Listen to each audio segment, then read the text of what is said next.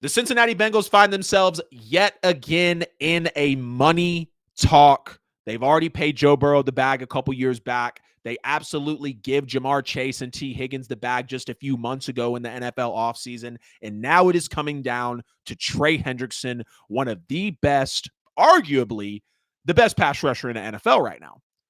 Trey Hendrickson has stated he will not play for the Cincinnati Bengals without a new deal. And he actually said up until Zach Taylor came out on May 20th, it's the day I'm recording this, Zach Taylor came out on May 20th and said that it's been a tough conversation. It's been tough because there's a lot of real money on the line right here for this team. And again, if they pay Trey, they're going to be paying like 70% of their salary cap to 4 players. But up until that, Trey Hendrickson said the team hadn't talked with him. And leaving the, I guess assumptions or thoughts up to Trey Hendrickson in the middle of a contract dispute and a contract year and you're not saying anything, that's going to cause some potential turmoil between you and your star player.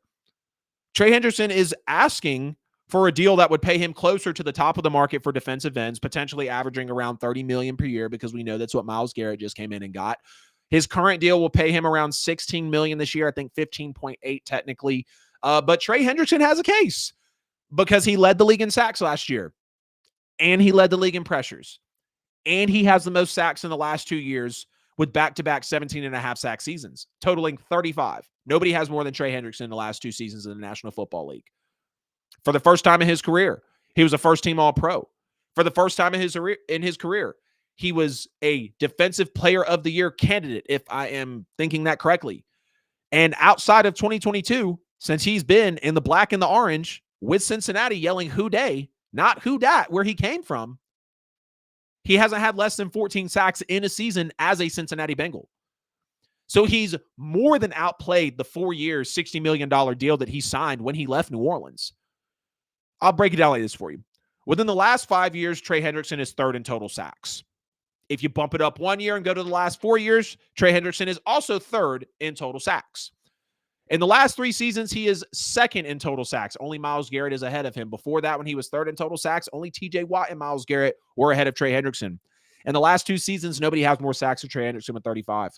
And in the last season, Trey Hendrickson led the NFL in sacks with 17.5. What more can he do? Get him to the playoffs and he'll perform for you. We saw it in the Super Bowl. We saw it in the first year when I want to say that was Trey Hendrickson's first year when he put up the 14 sacks and Cincinnati went to the Super Bowl.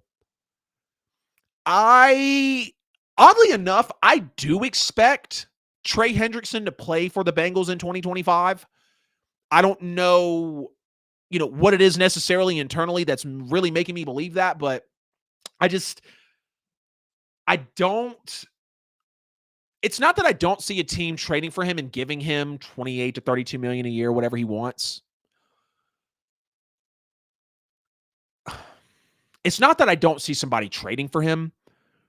I just believe that Cincinnati's going to work harder to get the deal done in-house than they would rather outsource it and have to deal with draft collateral.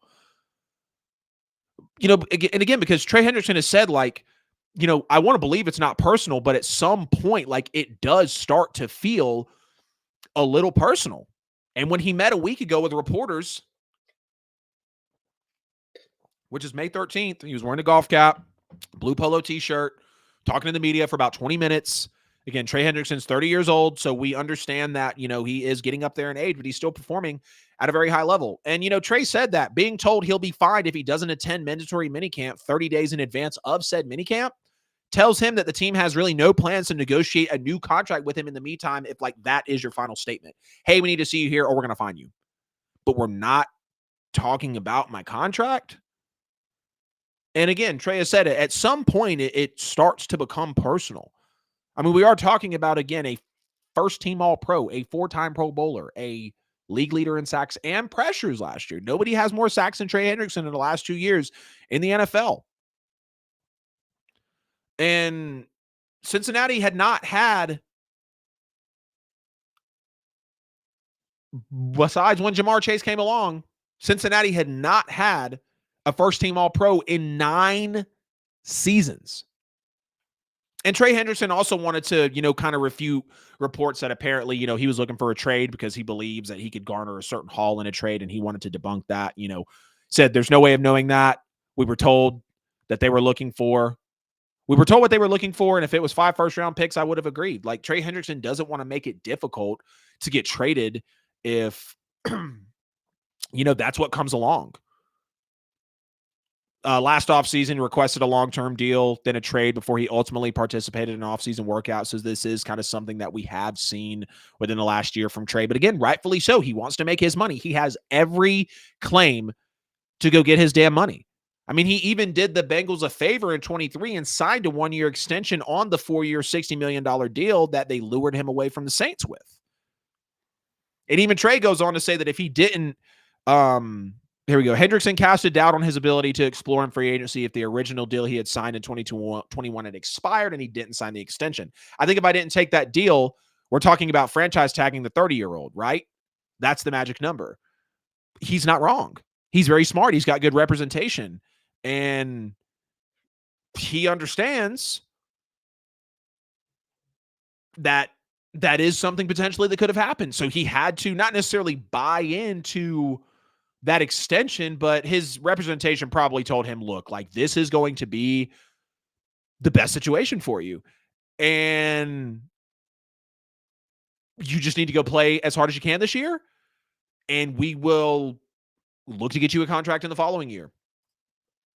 Let's talk about some potential post-draft trade destinations for Trey Hendrickson if for some reason he's not able to reach a deal with the Cincinnati Bengals. I've seen a lot of news about the Arizona Cardinals possibly being a serious contender or a serious playmaker candidate, if you will, in the Trey Hendrickson sweepstakes because they went out and they paid good money to Josh Sweat. They drafted Walter Nolan, who I thought was one of the best defensive tackles in the draft, and unanimously a lot of people did too. They were even interested in Mykel Williams before the Niners went ahead and got him. They've still got $30 million in cash in 2025 to spend, and apparently that's what Trey's looking for.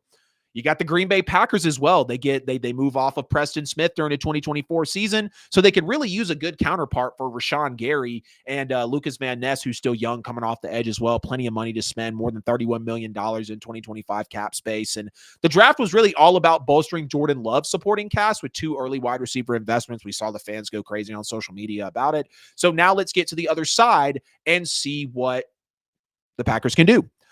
The Washington Commanders, I feel like, are coming up on every trade destination for any player because they're looking for more talent. They have a rookie quarterback deal. Like, they are clearly all in to win it all right now. And I don't know if there's anybody out there that doesn't really think that they can if they get the right pieces in place, especially because of the quarterback that they have early on. They have Deebo Samuel. They went and got Laramie Tunsil, both picks that I thought were pretty solid. Obviously, they trade for Marshawn Lattimore last season. They have Trey Amos in the draft. They go and get Dorrance Armstrong, who's also up front. So if you bring in Trey Hendrickson, again, Washington really needs a star edge rusher as they don't have one. Trey Hendrickson would be perfect in that role. And then also the Detroit Lions. They addressed their offensive line early in the 2025 draft. They also went and got depth as well. Now, we saw that they got Zadarius Smith last year at the trade deadline, had him be serviceable while Aiden Hutchinson was out for injury. Aiden Hutchinson's going to be back. I want to say Aleem McNeil also, if he's, is he a Lion? Yeah. Aleem McNeil's also there as well. You got $40 million plus in 2025 salary cap space still available. Detroit Lions, go get Trey Hendrickson. Green Bay Packers, go get Trey Hendrickson. Arizona Cardinals, go get Trey Hendrickson. Washington, go get him. There are plenty of places that Trey Hendrickson can play in this league right now with teams that are looking to win right now. Hey, it's AJL here. Appreciate you sticking to the end of the video here on YouTube. You could have chose any other show, but you chose my video, and for that, I'm very grateful. If you haven't already, please make sure to like and subscribe to the channel. Follow me on social media. Hit the bell on the channel so you never miss a post. Check me out on all social media platforms. Right here, you'll find a chance to subscribe to the show, a related video, and a playlist. See you guys in the next one.